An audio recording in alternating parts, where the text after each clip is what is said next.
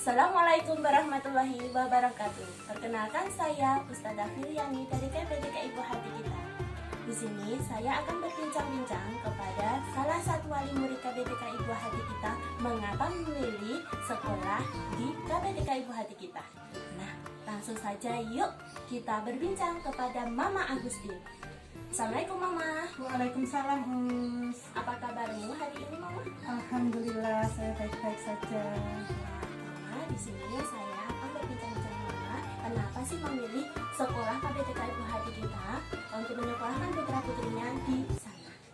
Oke, Mama. Oke. Berapa sih putra-putri Mama yang sekolah di KPTK Ibu Hati Kita?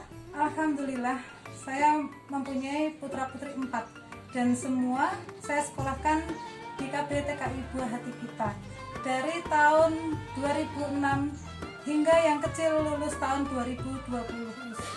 Ya, berarti sudah 14 tahun ya Bunda ya? Alhamdulillah.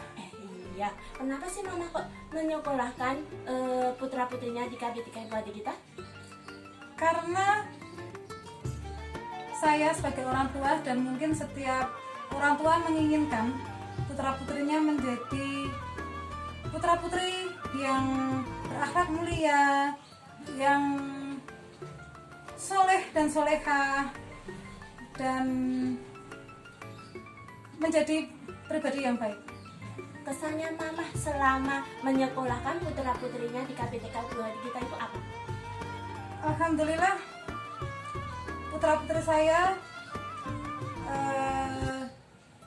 di sekolahan KPTK Ibu Hati Kita itu mereka diajarin tentang agama, terutama tentang sopan santun, tentang dan ini hafalan-hafalan surat pendek, hadis.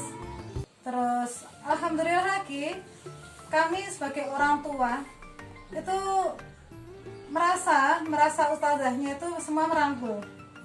Dan kami selama sekolah di sana, alhamdulillah ustazah semua amanah dan ini kita seperti keluarga ya usia. Jadi Alhamdulillah ya Mama ya. nggak ada perbedaan. Itu ustazah ini orang tua, jadi kita semua seperti keluarga dan komunikatif gitu. Alhamdulillah ya. Ada pesan untuk orang tua yang mau menyekolahkan di KPTK Ibu Hati Kita?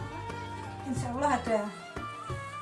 Monggo, mari para orang tua, marilah demi anak-anak kita, untuk cita-cita kita menjadikan anak-anak yang soleh dan solehah. Mari kita menyekolahkan anak-anak kita di KPTK Ibu Hati Kita. Insya Allah semua ustazahnya amanah, insya Allah. Alhamdulillah. Ya, terima kasih Mama atas bincang-bincangnya pada siang hari ini. Ya. Demikian tadi bincang-bincang saya bersama Mama Agustin tentang tanggapan beliau menyekolahkan putra-putrinya di KPTK Ibu Hati Kita. Menjadikan anak soleh dan solihah itu adalah impian bagi orang tua. Nah, bersama KPTK Ibu Hati Kita, mari kita wujudkan itu bersama, amanah dari Allah yang Maha Esa. Oke, bertakwa, cerdas, kreatif, mandiri, dan berakhlak mulia bersama KPTK Ibu Hati Kita.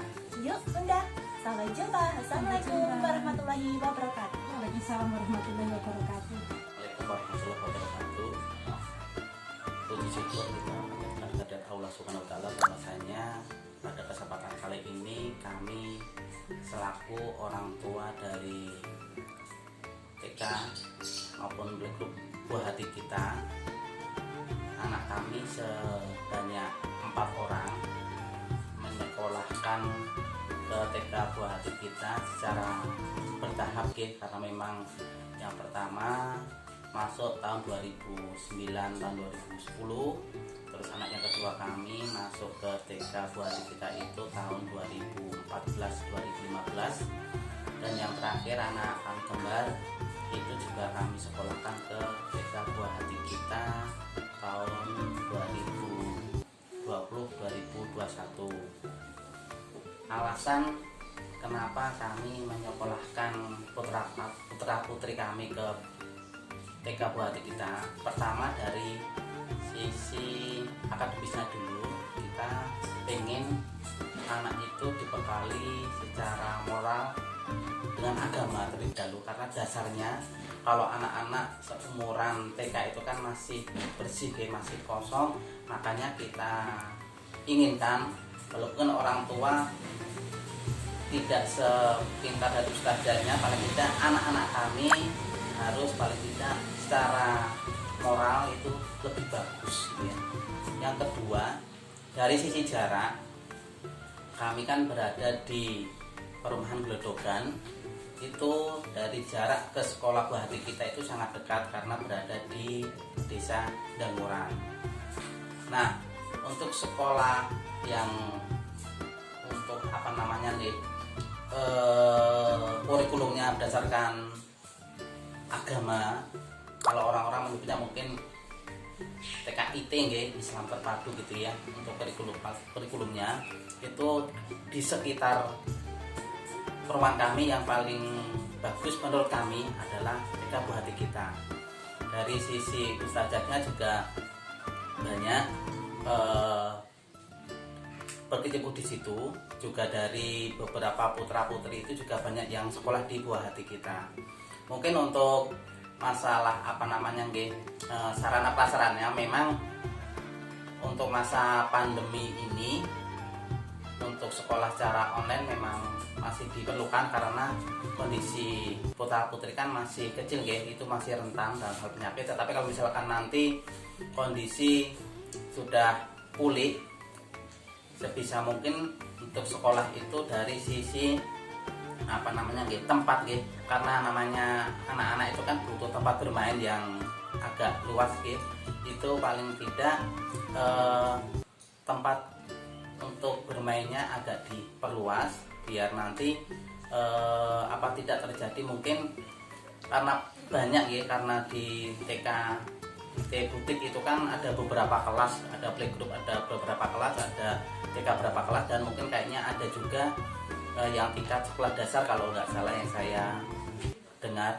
itu sebisa mungkin ada tambahan ruang untuk bermain, karena untuk anak-anak yang selevel TK itu kan perlu banyak bermain jadi bersinggungan dengan teman-temannya biar tidak terpaku pada mungkin kalau yang sekarang karena banyak menggunakan informasi teknologi, banyak yang memegang HP, jadi sebisa mungkin banyak bermain di luar, tidak mungkin di rumah sudah dengan HP, jangan sampai di sekolah juga bermain dengan itu. Dan saya lihat juga mungkin memang tidak diperbolehkan untuk memegang HP. Paling tidak teman-teman itu kalau misalkan di rumah tidak bisa bermain dengan teman-temannya, ada waktu lah di sekolah itu untuk bermain dengan teman-temannya. Mungkin ajakan untuk putra putri yang lainnya yang belum masuk ke TK Butik, ini kesempatan yang bagus untuk yang berada di sekitar butik yang beralamat di Danguran, itu bisa lah menyekolahkan di sekolahan butik. Dari sisi ilmunya juga bagus, dari sisi agama juga bagus. Mungkin itu yang bisa saya sampaikan terkait dengan adanya sekolah butik di sekitar tempat tinggal kami. Dari saya, ada kurang lebihnya mohon maaf. Assalamualaikum warahmatullahi wabarakatuh.